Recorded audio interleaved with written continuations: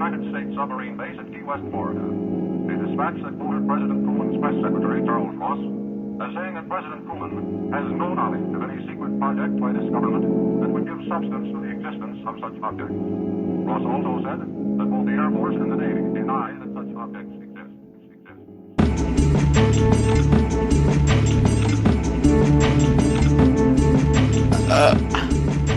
And we're recording, and we're live. Man, I'm so irritated today. Tell me why. Let's start off with our 10-minute therapy session really quick. So first of all, something is going on with my right knee, and it's to the point, maybe potentially age is a factor. And it's to the point now where like it's not hurting as bad as it was, but if I just get it the right way, if I just walk a certain way, if I just turn a certain direction, it feels like I'm going to die. And I just want to like pop my kneecap off like it's the top of a paint can. Do you know what I mean? Do you think it's from all the weather changes? I know when the weather changes in my old age, I can feel a storm coming in. Mm-hmm. Or is it like a different, what kind of pain is it? Let's diagnose you. Okay. I'll put it into WebMD. Yeah, it's probably going to be like bone cancer. Yeah, for sure. So tell me your symptoms. Your knee hurts. It's like a pressure pain sometimes. It feels like pressure building up. That's why I say I want to pop it like a fucking paint can, because it just feels like if I popped my knee, like, you know, when you can't pop your knuckle and it starts to feel like that's kind of what it feels like. But then sometimes it'll feel like a rubber band about to snap. Okay. You have osteoarthritis or your knee is dislocated. Okay. So really good options. As someone who's dislocated their knee, it didn't feel like it needed to pop. I felt like I just had no strength in my knee. I wouldn't say that it hurt. I taped it back into place with KT tape, so I'm just going to diagnose that for you. Okay, thanks. And look at me now. Fine. Yeah, falling apart, held together with purple children's glue and good intentions. No, thanks to you, I have like 5 doctor's appointments coming up that are going to cost me thousands of dollars. So go fuck yourself. Wait. I cannot wait. I cannot wait for that. Love that for you.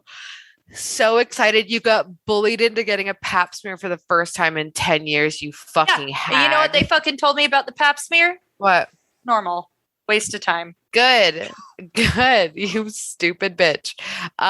Second thing on my agenda of complaining is that I was driving today and it sounded almost like at first I thought that my roller skates were like rolling around in the trunk. Right. And then that wasn't the case. And then it started to sound like my car was falling apart.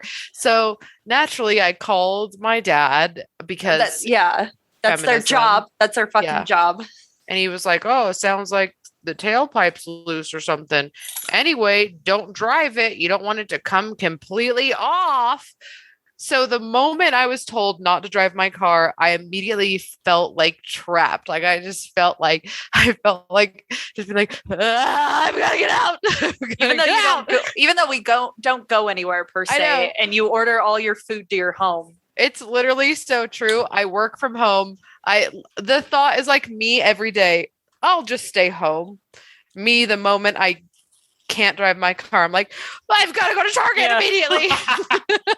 I fucking feel you, man. Today was one of those doozies where I was like, Oliver, take me to the lake. And as we were driving, I'm like, the air is gross. I don't want to go. And then I insisted that he go to Smith's and buy me a bag of French fries and also a non-edible treat. And he brought me flowers.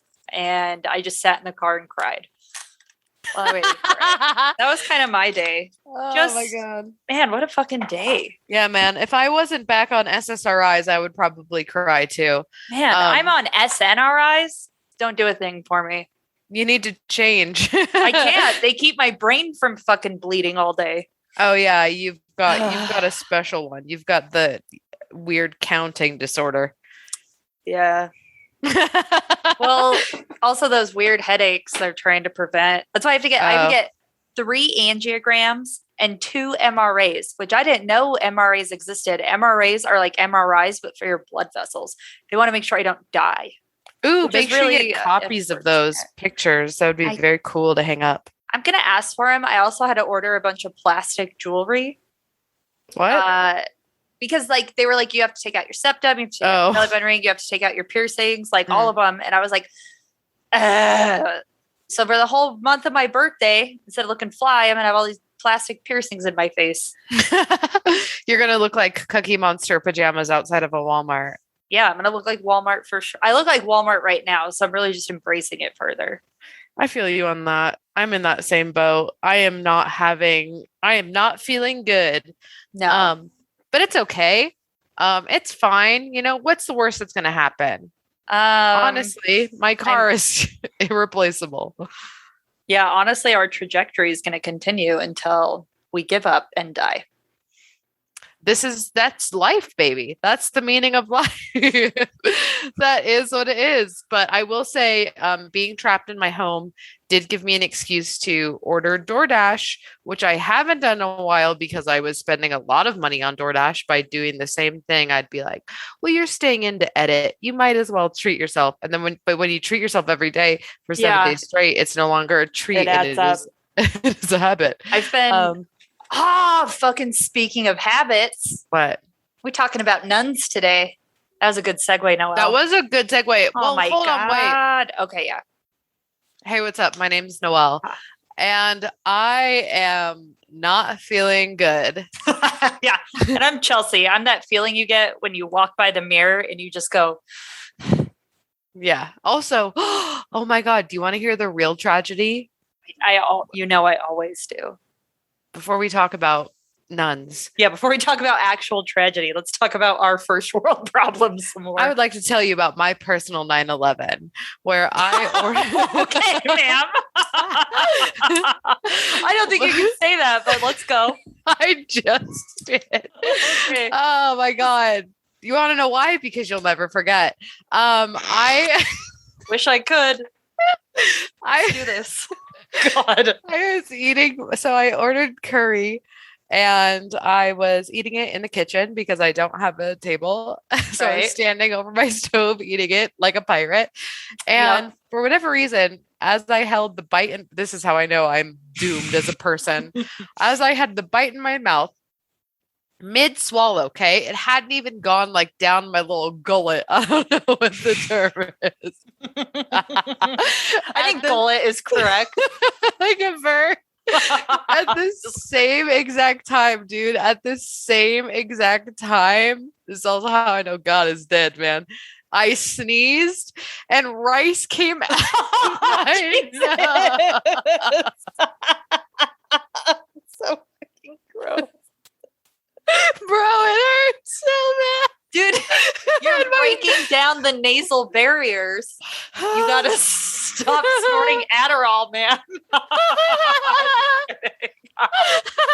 That's disgusting.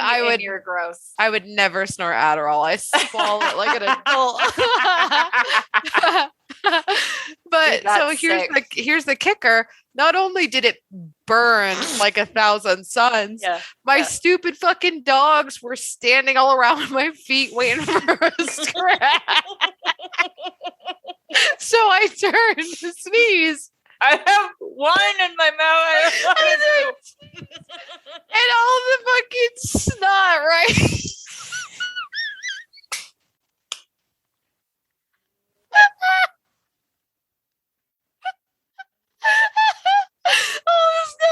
all the snot, right? I had to spit my wine back into my drink. Oh my God. Did Cora eat it? Did Cora get any of it? The fucking snot rice goes shooting at them and they're like jumping in the air. They're jumping in the air for it like they're girls showing their titties on Mardi Gras, dude. They were like, it was so horrible. That is so cool. So you're not even laughing at the ridiculous listeners. You're just laughing because you're pure evil. Feeding your dog snot curry. It fucking sucks, dude. But I was just like in my because it really hurt a lot. So I was in pain, and then I looked out, and they're gobbling. They're gobbling it all up. I don't even see him in the background of your video. They're dead. They're over there. There's one. Oh God. Just a little goblin perched in the corner. So anyway, that happened no more than 10 minutes ago. And I still feel like there's something stuck in my nose. I'm going to have to neti pot about it. I was wondering why it was taking you so long to get into the Zoom. Because you were just feeding your dogs aggressively. That is so gross, man. Oh, man. Well, hilarious and gross. Welcome to my hell. Man. Ugh. Yeah. So anyway, watch me get a mean fucking wicked sinus infection. It's because there's a piece of rice lodged in there. Speaking of sinuses, I tried a neti pot one time and it leaked out of my ears. So I think my sinuses are fucked up. Bro? Yeah, I felt like there was water in my ears. Bro, that's not how that should fucking work. No fluid came out of my nose at all. And it just went into my head. So we know your head is completely fucking empty. Yeah, just sloshing around in there. It's full of fucking distilled water from the neti pot. Fuck off. So hopefully they see that on the MRI. Whoa.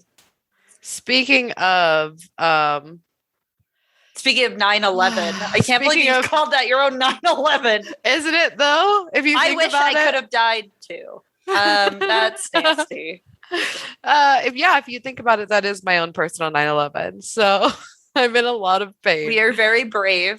Thank you. On par with being a firefighter.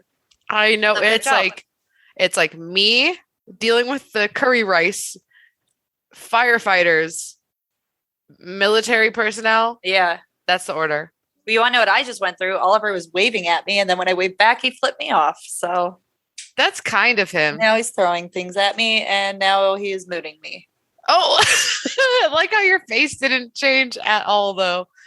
Well, Oliver will sleep naked. I'm about to just expose his whole life. Do it. Oliver will sleep naked, but he'll sleep like a painting of God, breathing life into David, where he's fully sprawled out, gooch and all. Yeah. Just blurp. Yeah. And if I one time tried to cover his nethers and he was remember I think it was you I texted when I went on my first date with him. When I went to his home for the first time, he peed with the door open and pulled his pants down. And I was like, this man's going to murder me. Yeah, I do actually specifically remember that text because I was like, I'm not sure if that's a good sign or a red flag. Keep bringing it up. Yeah, now he's mad. That's what you get for mooning me on air. So you want to know some terrible truths right now? I absolutely would fucking love to hear some terrible truths right now. So not only if this man hears this, he's going to be so upset. Are you going to tell us about the vaping in bed story? Because that's my favorite story. Now he'll die on that one. So shout out to him, though, for quitting vaping immediately after I berated him. That's some real king shit. Yeah, shout out to people changing their behaviors by being aggressively bullied into it. Just bravery, man. That is brave. So my gentleman suitor, I think sometimes snores in a way that would rival Oliver, but unlike you, I'm conditioned because I have Cora, so it doesn't really bother me too much. But sometimes the snores sound especially if he's had a wee bit of alcohol, it'll sound like actual zombie noises. It goes past human snore sounds and just goes straight no. It sounds like you get reprieve. My gentleman suitor, whether he have a bit of alcohol or not, snores on the intake and the fucking outtake. So it's just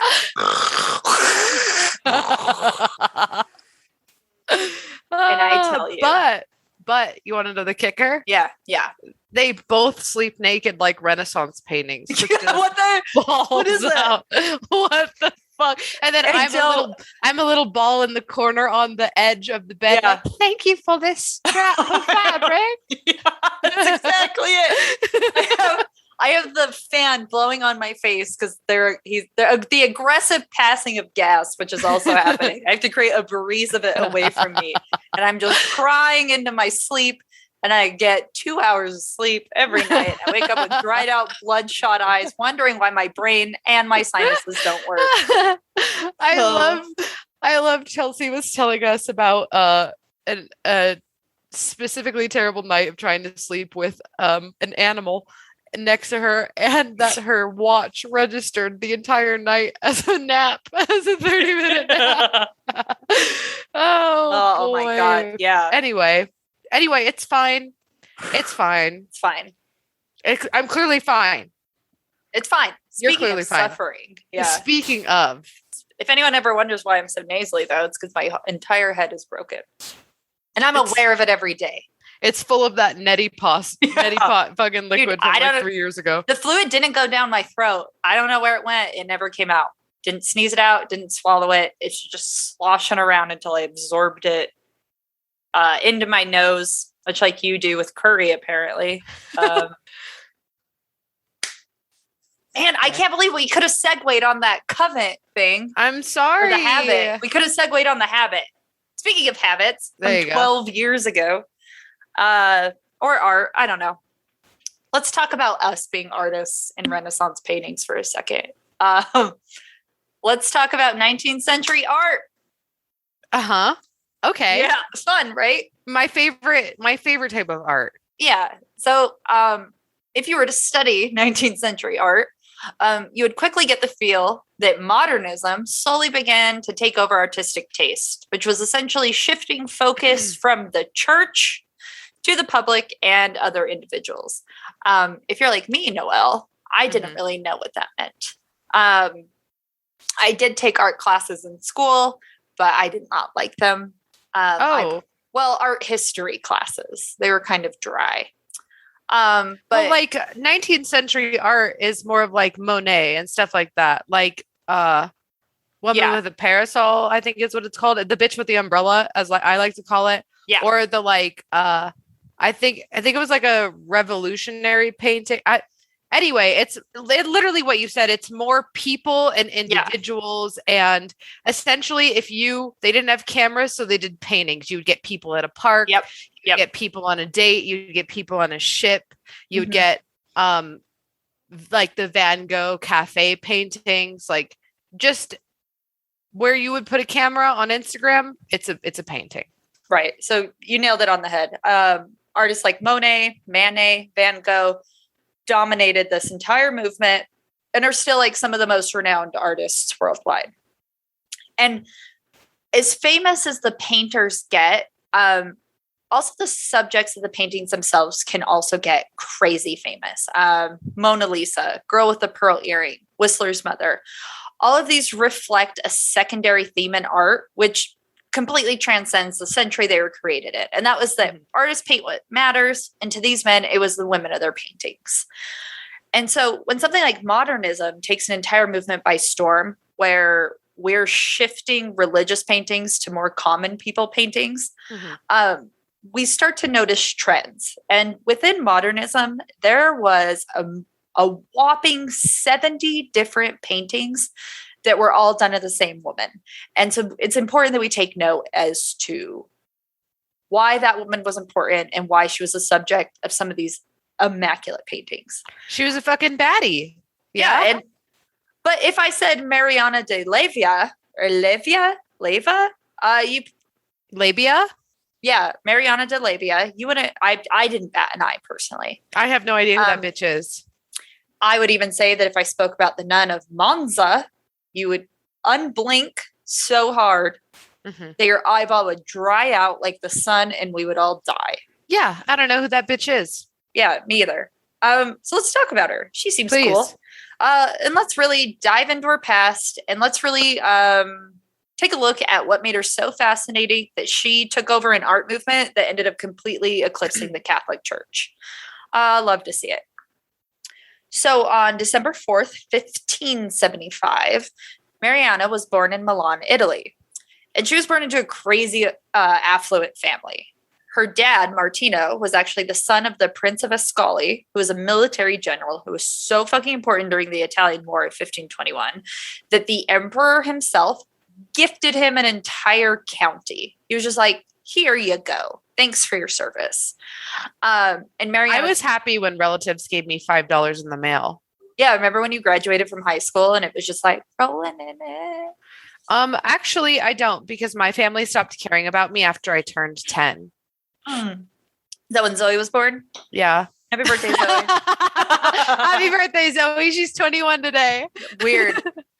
I remember talking about infant Zoe essentially 10 years ago. Yeah. That's literally weird. I know, because literally, I know. Don't talk about it. People will figure out how old we are. Okay. So merely yesterday, Noelle's sister was born. We're both 21. Yeah. And much like Noelle and I, not like Noelle and I at all, Marianna's mother, Virginia, was actually the daughter of one of the richest men in the country. And so, needless to say, there wasn't much that little Marianna could want for. But she didn't really get to appreciate her lifestyle of affluence before it all fell apart. Because on par with the times, Marianna's mom died very, very shortly after giving birth to her. And the caretaking of the baby was passed on to wet nurses and aunts who ended up looking after the little girl when her father really just could not be bothered. And obviously, shortly after Marianna's mother died, the fight for her inheritance really began. And while Marianna's mom wanted to leave her half of her fortune, her dad and her other siblings did one better because they had children from other marriages. So obviously, like, the youngest baby isn't going to get jack shit despite being like the legitimate child of both parents. And when I say they did one better, I mean that they actually took everything the little girl had, kicked her out of the house, and sent her off to live with her aunt. That's very on brand for the time as well. Like, it's like a Shakespeare. Yeah, it was so far, easy to like get. Well, first of all, it was so easy to just get rid of children and just send them off to the Catholic Church and say that they needed to become a nun. A lot of families would do it if they couldn't afford, like, especially having a lot of daughters, you couldn't really afford to like maintain that, so they would just send them off to become nuns. It's like that was like one of the themes in The Witch. The Vavitch is like, as soon as a girl hits puberty, she becomes the enemy of the house, you know? Yeah. Complete tangent from here. I've just been thinking about that a lot lately. Yeah, you've been thinking about how women are the enemy of the house. I just been thinking about puberty because it happened so recently for me because I'm so young. Yeah. Probably too young. That joke went too far. No, you can be 21 and going through puberty. Sure. Why not? We can all lie on the internet. Exactly. No one knows if it's not real. Yeah. And so we can speak pretty highly about Marianna's aunt. Like, she did do a good job. She raised her well, and she lived really happy with her aunt, and she wasn't bothered by the greed of the rest of her family. Like, her aunt did a really good job at shielding her from the bullshit of the rest of the family. She was like, fine, it's a game, but we ain't playing. Like, we'll make it on our own. So her aunt was just like, keep the money. I got the kid. I'm happy. I'm going to raise her great. And so while Marianna grew up in solitude, her inheritance was spent by her shitty father, and he just bounced across Europe, partaking in business affairs, essentially he was just a socialite. Okay. He didn't really do anything. He didn't make money. He only spent it. And what a dream. What a dream. A catch. It's weird too that he came from this like amazing, like successful family, and then you just get a dud. Yeah. You know, like, he had everything handed to him on a silver platter and he still fucking sucked. Well, I mean, I think that's the problem, right? Is when you spoil someone too much, they lose all ability to be good. Yeah. And that's absolutely what happened with her dad and the rest of her family. Like, except her aunt, like, all the other people just like fucking suck. Yeah. And so obviously talent and money are not skills that get passed along through genetics. So soon the entire family fortune was basically depleted. So Marianna's dad and her brother were being hounded by tax authorities, and they remembered just long enough that Marianna not only existed, but they hadn't really fucked her over and taken all of her inheritance quite yet.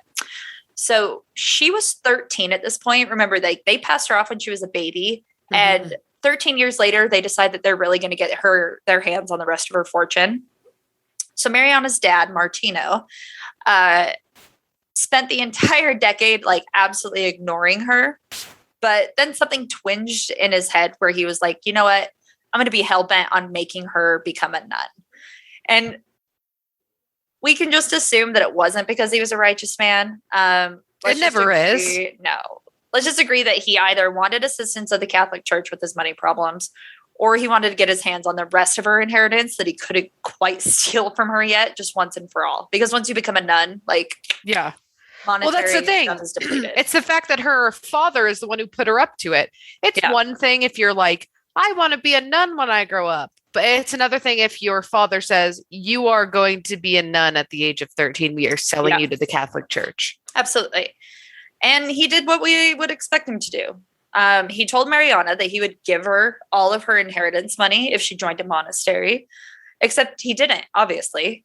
He not only kept the money, but he straight up drove her to the monastery of St. Margaret and dropped her ass off. And on March 15th, 1589, dropped her off, never saw her again. Yeah. Like, washed his hands of her. I don't even know if you could have an inheritance and be a nun in a monastery. I feel like that's a lie from the jump. I feel like those two things can't. So just, that's unfortunate. Yeah. He was like, oh, I'll pay people to take care of you. I looked into it a little further and it was like less nefarious, but he was like, yeah, I'll make sure you're taken care of and you won't need anything. I'll pay people to keep an eye on you. He didn't do anything. Like all the money that he promised to make sure she would be comfortable. Like, no. But Marianna wasn't a little bitch about it. She decided that her father was a selfish bastard, but wasn't going to let that stop her from living her life. And so she decided to dedicate herself wholeheartedly to her position as a nun. And locals made accounts that she was like absolutely a role model and really did a good job. She not only carried herself well, but she used her literacy to educate other women at the time, which is like a huge deal. Because like even in our like past century, women not being able to read was like quite common. Yeah.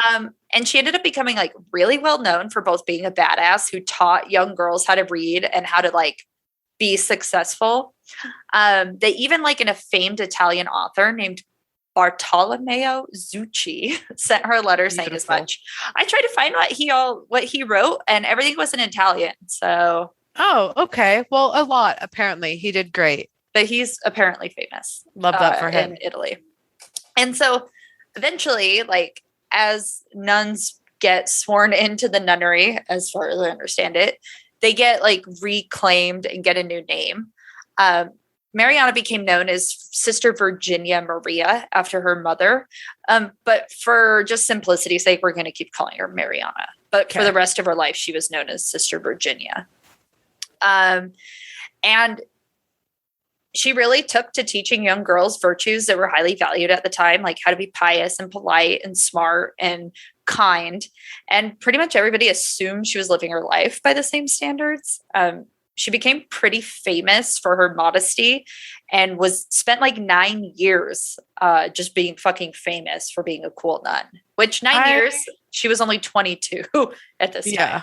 Still quite young. I feel like the fact that you're prefacing that is going to tell us that she was a very cool nun. And by cool, I mean like, aviator sunglasses on, tipping your hat cool. Yeah, dude. Like when I was really little, before I really understood how the world worked, I wanted to be a nun.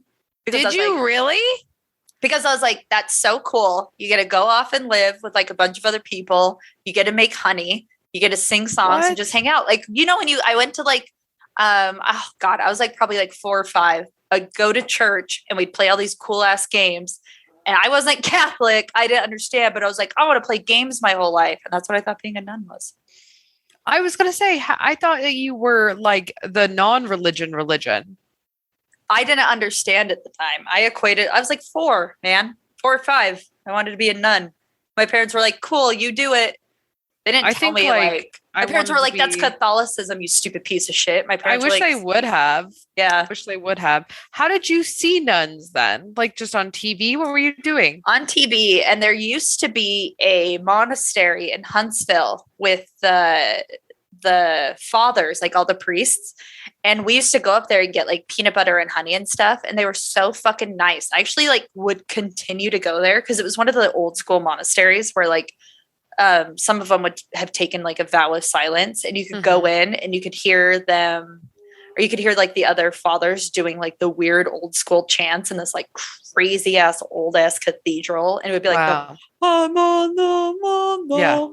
and then all the smoke would come up, and you would just be like, "This is cool." Yeah, I had to go to a few. I had to hang out in the Catholic Church a little bit too much, which is arguably why I am the way I am today.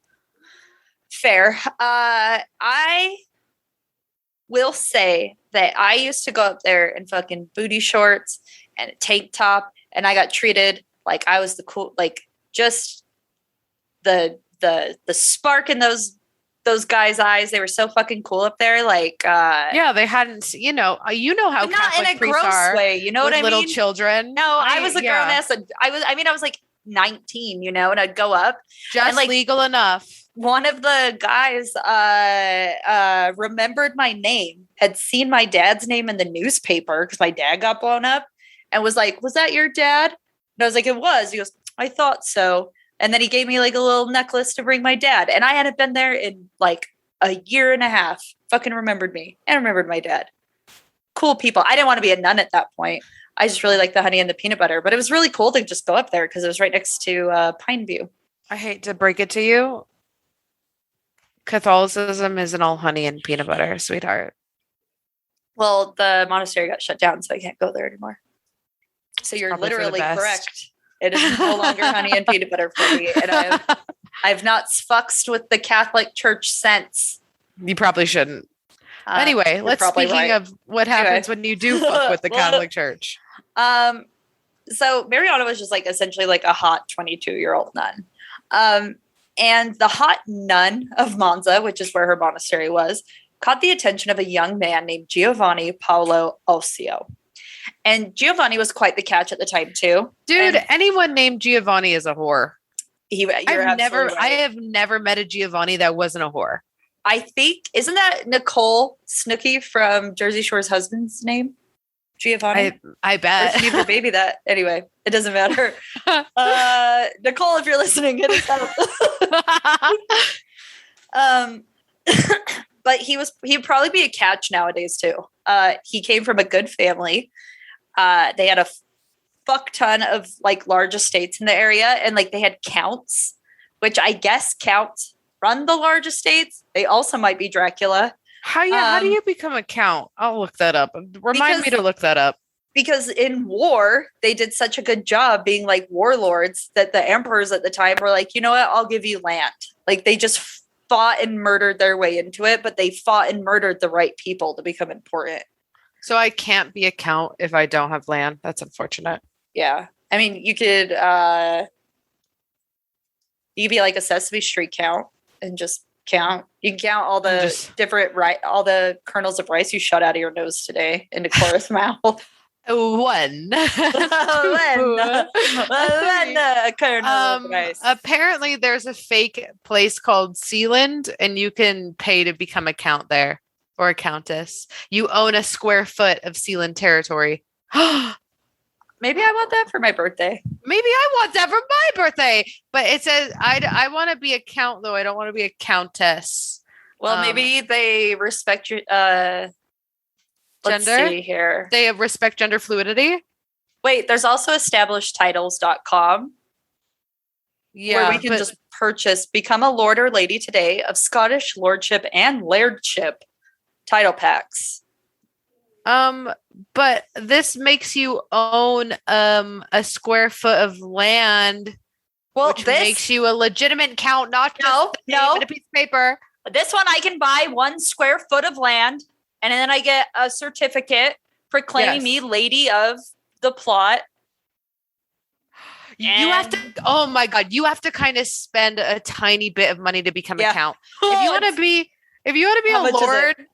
to be a lord or a lady or a baron or a baroness, a quick $50. What? This one's way more expensive. Well, that's 5 square feet is $160. Well, no, that's just to be a lord or lady or baron or baroness. That's nothing. That's no property. But if you want to become a duke or duchess, $656. If you want to become a count or a countess, so that's with 1 square foot, $291.99. So let's just say $292.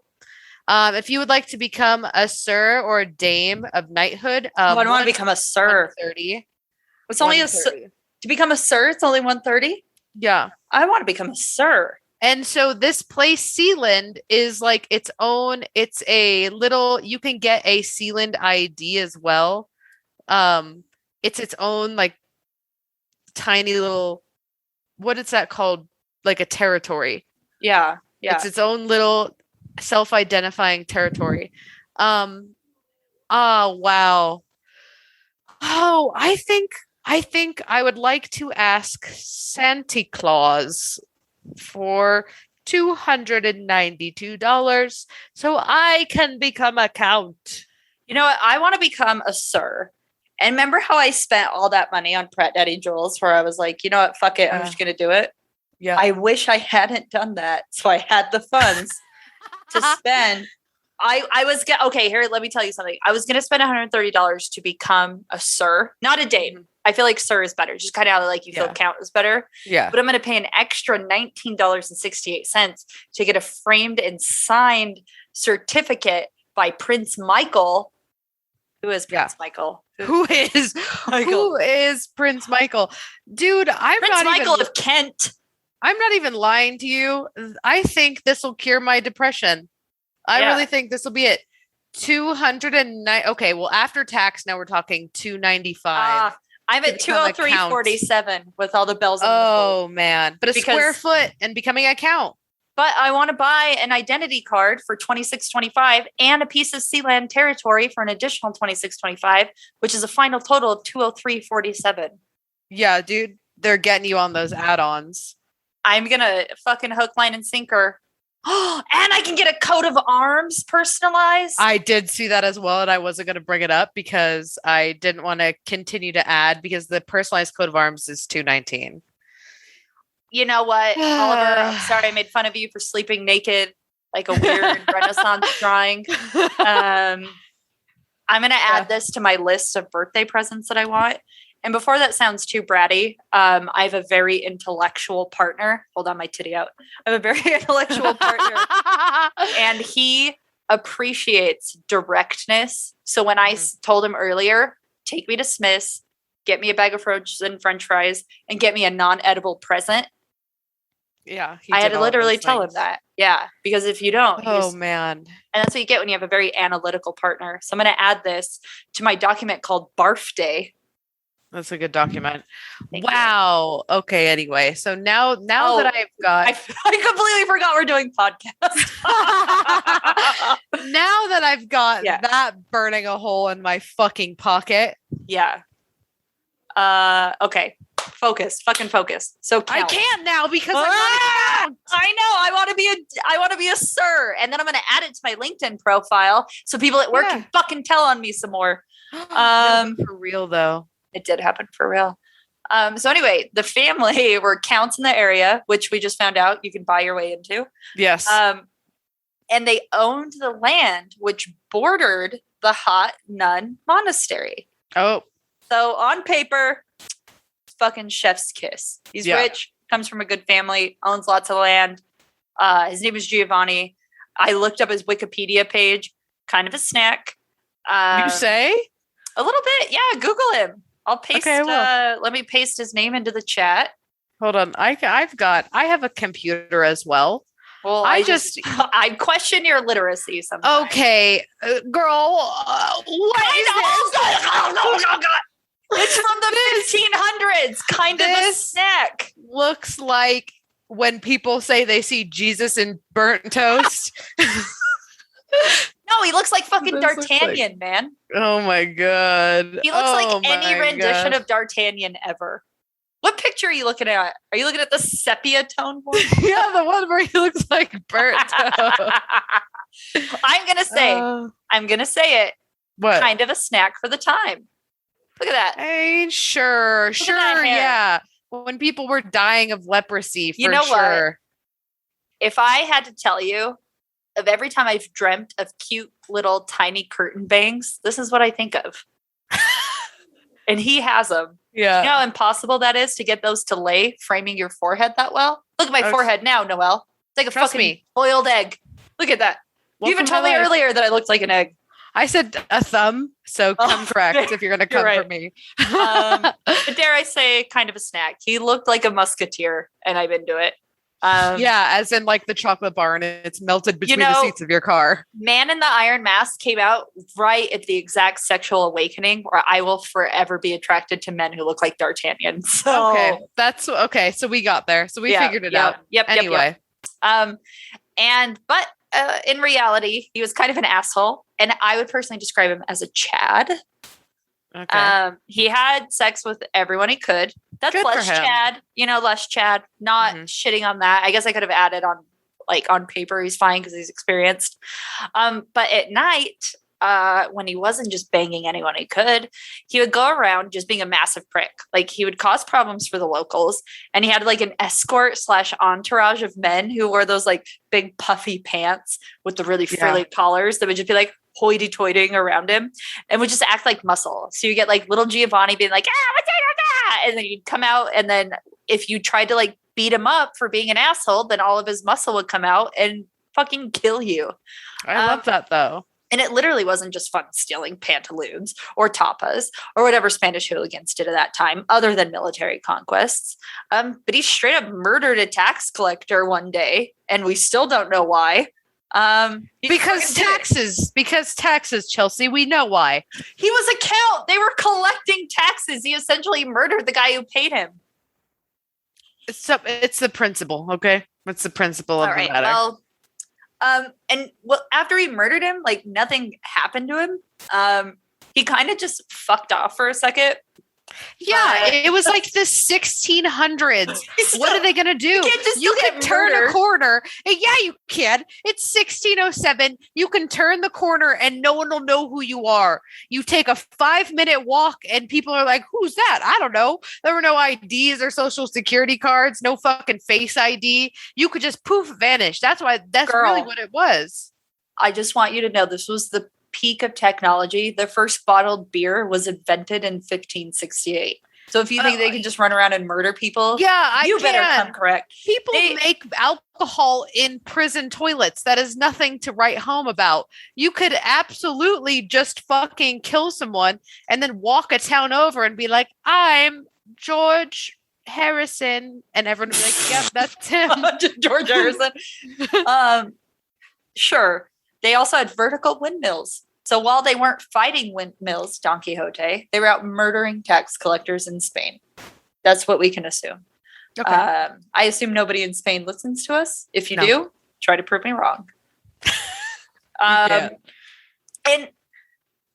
if he may have gotten away with it, not only because he came from a really affluent family, but the real reason why he just straight up walked away from this murder is because he happened to catch the eye of the most famous nun in the area, who pretty much begged for forgiveness on his behalf.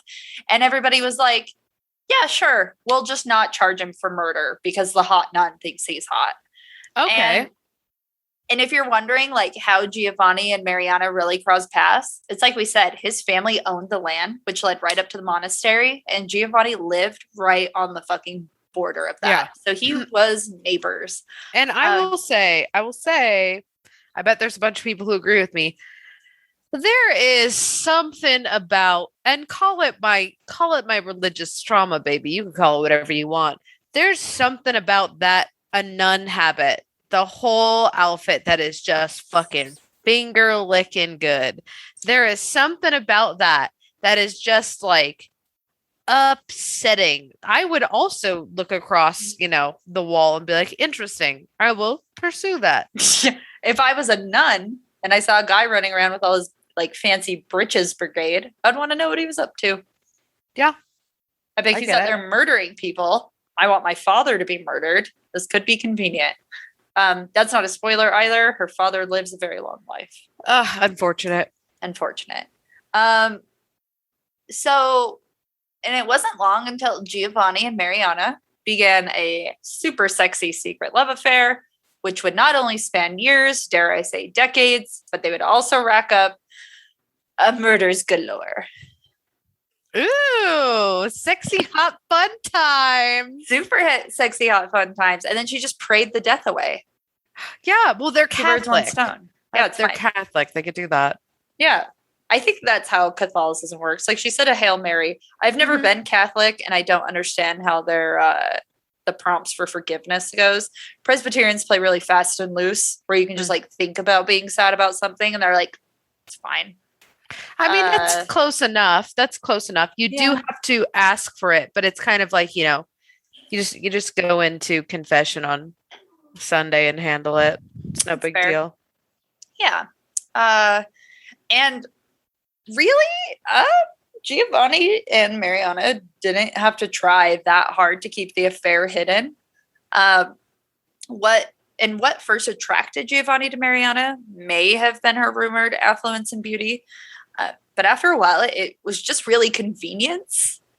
They would exchange sorted letters, which Marianna would kind of like rope down into his yard, which was just right next to her window. You say convenience, and I would like to say writing a sorted letter is not convenient. That's convenient at the time. Putting it over a wall is not convenient. You know what? No. That was convenient at the time. All she had to do was essentially just flick a letter out her window and he would get it because he was her neighbor. That's hella convenient, especially if you're a nun in the 1500s. Yeah, well, no, writing a sorted letter when you're a nun is inconvenient in the first place. I mean, like a sorted text, I dare say is no different. She had his fucking number and he was on speed dial. That's like the speed dial version of the 1500s is being someone's neighbor. Convenient. I mean, yes. The physicality, yes. The mental and emotional, no way. No way. They didn't have anything else going on, though. Fair. And the letters eventually evolved into physical contact because they got a blacksmith to just make Giovanni keys to the convent so he could come and go as he fucking pleased. Shut the entire fuck up. That is the best shit I've ever heard in my whole entire life. Like, this is literally on some sneaky link shit, but like 1600s version. And as in like, I'll just make you I'll just keep a copy of like my key under the mat for you, or like you could just have my spare key, and they had to like physically go to a blacksmith to get a spare key made so she could get her fucking pussy ate at all hours. Yeah. And that's the other nuns, like the nuns knew about it. Like nothing's going on at the time, where if you have a man sneaking in and out of your convent, like people are going to know. And they honestly like helped arrange the meetings to keep famous little Marianna happy. And Giovanni had people in the church who were helping him out too. He actually had a priest friend named Paolo Aragoni who helped persuade the nuns to keep quiet and just keep the affair going. And I don't want to call this a short time. Like this wasn't just like a summer fling. Marianna not only got pregnant multiple times, but gave birth. Like her firstborn resulted in a stillbirth, very sad.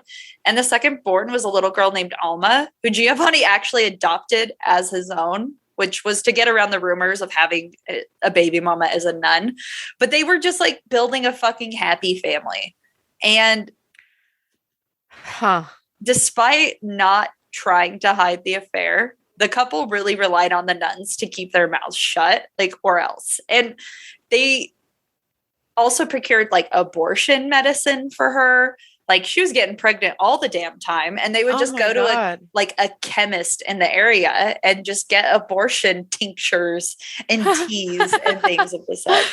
Bro, I love what a bad bitch. What a fucking bad bitch. Also, low key though, have you ever thought about that? How you really like everyone be fucking, right? Everyone was always fucking. Everybody has been fucking for the love of fucking. You know what I mean? Like, especially back then. I mean, people were dying of like fucking chlamydia and shit. But you do want to think as our generation being the most sex driven, because that's like what the media tells us. But man, everybody be fucking. Yeah, even if you don't be fucking, you be fucking sometimes. Yeah, you know. Yeah, it's the only thing that it's like people fucking. It surpasses like the English language and written history.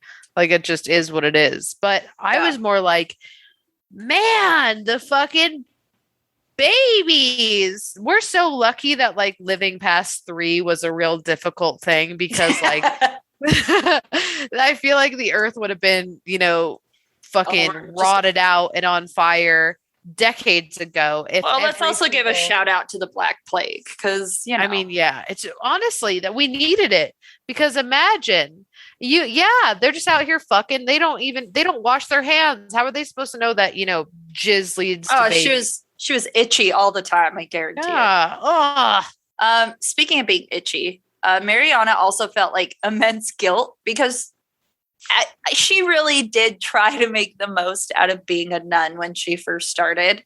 Yeah. And it wasn't until her first baby died that she was like, oh my God is trying to punish me.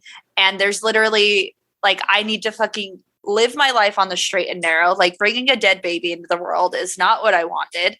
And God's trying to tell me to fucking stop it, So she wanted to associate her feelings with Giovanni. Like she wanted to replace all of her infatuation with just disgust. And Noelle, I feel like now's the time to get real. Like real. Okay. You ready to get real? I have my dog in my lap because he came over. We've loved and lost before. Whether it be like romantically or platonically, like what have you. We've had things or people that we've loved. Like I once left my favorite blanket in a hotel room. I think about it all the time. And at some point we just have to come to terms that there are people or things in our lives that we can't have anymore. Mm-hmm. Yes. Like how the fuck do you get over it? Like how do I get over a dead mom, a dead sister? How do I get over like the loss of the future that I thought I would have as I sit and take shit from people on the phone all day? Like, how do you get over that? Alcohol? Well, sure. We can try alcohol. But I dare say that if you think alcohol will help those emotions, therapy even, no. medication, just establishing healthy relationships that fill your cup instead of draining it, dare I say you're dumb and wrong. I do feel that. Yeah, I agree with you. Yeah, all dumb and wrong. Because we have to come to terms with the fact that we haven't done shit to get over our lost loves. We haven't done anything. What? We drink alcohol? So what? I drink alcohol when I'm happy. Go to therapy? Sure. No, I don't want to leave my house. We have never tried anything in the way that Marianna tried. Is she gonna murder? No. She's gonna do even worse. And this isn't even the biggest part of the story. Worse? Marianna tried to get over Giovanni so hard that she tried to turn her irresistible infatuation with him to disgust by straight up eating his poop. Wait. Yay! Dookie, straight from the cornhole. That's how she tried to get over him. Wait. Yep. She ate the shit out his ass? She found where he pooped and ate it. Oh like my God. Straw in turd slurpee. God is dead. God is not here. She thought that it would help. She was so infatuated with him that she tried to gross herself out by literally finding his turds. How down bad you got to be? Also, first of all, she's like, that is some fucking simp shit right there. Literally. Her I don't know, man. I fuck with that dude so heavy. I'll eat this shit out of his fucking ass. She was eating his poop because she wasn't fucking with him anymore. Yeah, that's she was what trying she to says. not fuck with him. That's what she says. That's what she says now after someone caught her eating shit. She was like, I would eat 10,000 miles of shit just to see whose ass it came from. That's what she said. It's the equivalent of like, when you're like, oh, I'm going to talk to my ex again. And your friends are like, no, they were so mean to you. Remember when they called you a bitch on your birthday? And you're like, oh, yeah. Your friends are feeding you emotional shit and we're eating it. We have never tried to just physically literally eat it. Swallow a poop. I really do feel like this is some simp shit. I feel like she's come back and tried to be like, no, it was what I was doing to try to help get over him. Yeah, sure. Yep. Just because they weren't together at the time. Yeah, just like they broke up. Don't get hard when they get peed on sometimes. Well, sure. We don't know what they did, but she did eat his poop, hoping clearly some freaky shit because that's what the first thing she went to. Hoping that it would gross her out, that she would just stop wanting to have his babies, dead or alive, man. He was just consuming poop, and that's not even like the craziest part of the story. I wish we could end the story at this point. Eating the poop is only a chapter. Poop. No hell. Yeah. Poop. Human poop. Gross. And their diets are garbage. Yeah. She did what she could. It's like blood, sausage, and potato shit. Oh, that's so gross. Coming out of a fucking hemorrhoid asshole looking like a rose that's been put down. Remember when that bird pooped on me? What if I just turned and licked it off? I would have killed you. And I was like, I'm so mad at that bird. I want to hate it forever. And then I just blip, blip, blip. I would have killed you. I would have ended your life. I would have just taken your head and put it underwater. I would have God. I wouldn't even have struggled. I would have just immediately gone limp. But you know what, Noelle? What? You can only eat so much of a person's poop before you decide to love them again. Yeah, no shit, dude. She always wanted to. No shit. Literally no shit, man. That's what her game always was. And you know what? If he goes back and he kisses her right on her shit-covered mouth, those two belong together. I don't give a fuck what God says. He not only kisses her on her shit-covered mouth, but he gets her pregnant like a lot more times. Hell yeah. Honestly, fuck yeah, dude. I'm so into them at this point. No literally way. Ass to mouth. That is true love right there. She's like, I'm going to eat your shit. And he's like, well, pucker up, bitch. I'm kissing it out of your mouth. You Mrs. Giovanni now. You're going to wife her up. In fact, and after, like, Marianna was so emboldened with her belly full of raw poop that she decided that she was just going to divorce God and threw herself into a relationship with Giovanni. Yeah. And she was just letting the Catholic Church foot the bill. But after a while, though, like, it did piss the nuns off because, like, they'll handle some, like, you are fucking up the mic with your dog. I am so sorry. He just needed attention. He was being cute, and then he wanted down. I don't know what to do. He's precious and perfect, and I'll never deny him my attention. So the nuns became pissed because they're like, you know what? You were being a good nun at one point, but after a while, like, now that you're divorcing God, but still pretending to be a nun, like, we're going to start, like, spreading rumors about you, which is, like, just such a passive aggressive bitchy thing to do, but I love it. Of course. And in the summer of 1606, one nun got fed up enough that she told Giovanni and Marianna that she was just going to turn him into the cardinal himself. They're going to be like, yep, I know you've been fucking. I know you've had babies. I know you've had abortions. I know that you say you're divorced from God. I'm going to tell the cardinal everything. And Marianna was, like, super desperate to keep the affair quiet and begged Giovanni to do something, like, literally anything. So he, like, publicly held a baby execution in front of the other nuns in the monastery. Yeah.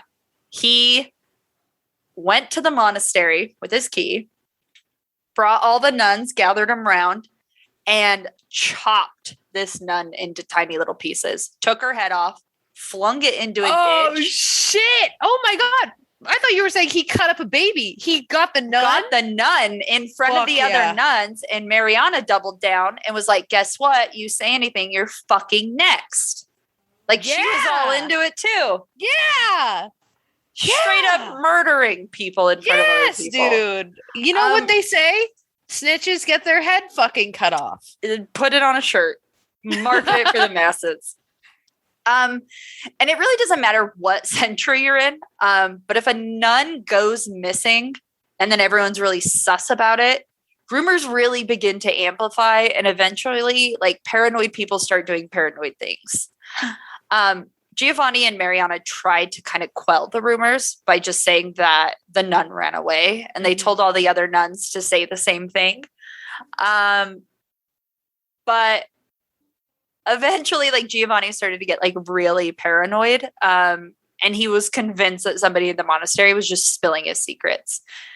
And whether or not any of the nuns actually had the chance to tattletale on them is completely unknown. But Giovanni wasn't going to take it to chance and just started to fucking kill them all. He started hacking nuns from here to Christmas, chopping them up and decapitating them in like really gruesome murder scenes. And he was so thorough that he not only got his hands on as many nuns as he could, but he got the blacksmith who made them a key like a decade earlier. And then he went to the local apothecary and killed the person who was mixing up abortion juice for Marianna the whole time. That's shitty. See, no, kill the fucking tattletaling nuns, whatever. But don't, not the homies. Oh, he killed them all, man.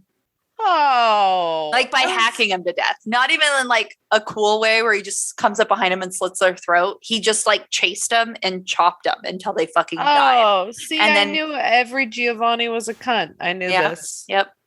Unless, Nicole, I know you're listening. If you want to speak up for your husband. No. Oh, maybe it's Gianni. Her husband's Gianni. Never mind. Probably also a cunt. And eventually, the archbishop at the time caught wind of the scandal. Yeah, no shit. He goes from having like 150 nuns to like 3. Yeah, and they're all crying and scared. Shit. Yeah. So he ordered a full investigation of like what was happening to all the nuns in the Monza area. And the murders, fine. He heard about those, but he was also really concerned about the births, the abortions, the sordid affairs, and everything else that went down. So in 1607, he had Giovanni arrested for his crimes. And then later in the year, November 27th, 1607, Marianna was interrogated and all her co-conspirators were dragged in as well. And not everybody like got off as easy as Marianna did at first. She originally claimed that she was under diabolic forces, which removed her free will. And for a time, this did satisfy the interrogators. Yeah, they're Catholics. Of course. Yeah, you say the devil made you do it. Absolutely. Which even works even to this day. Yeah.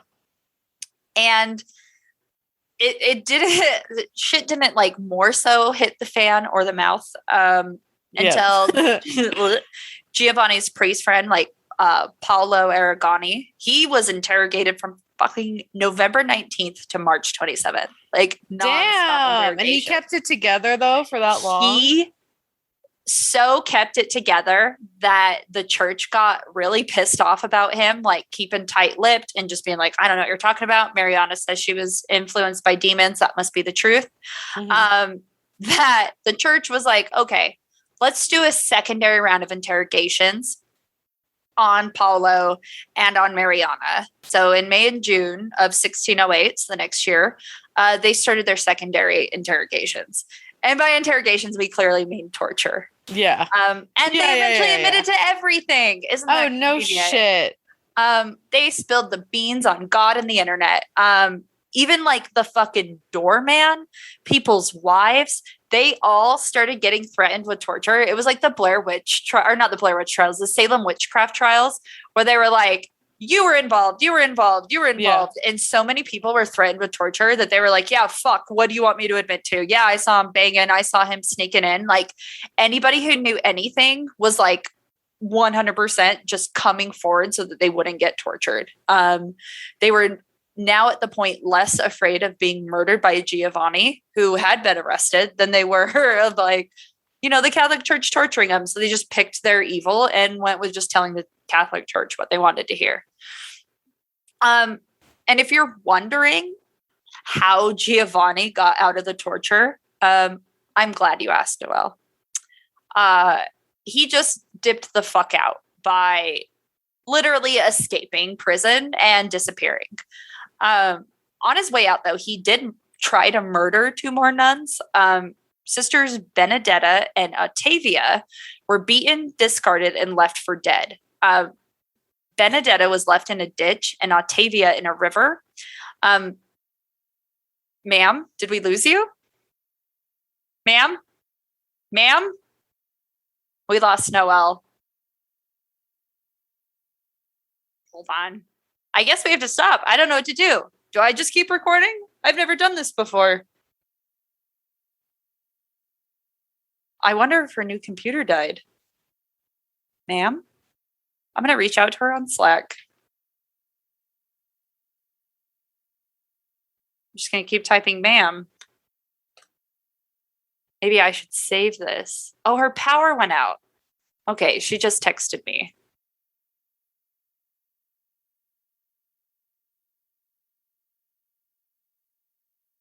I'm going to find out if she wants me to keep recording. This is weird. What do we even do in this situation? I guess I'll just keep recording. She's answering me now. I'm hanging on here with bated breath.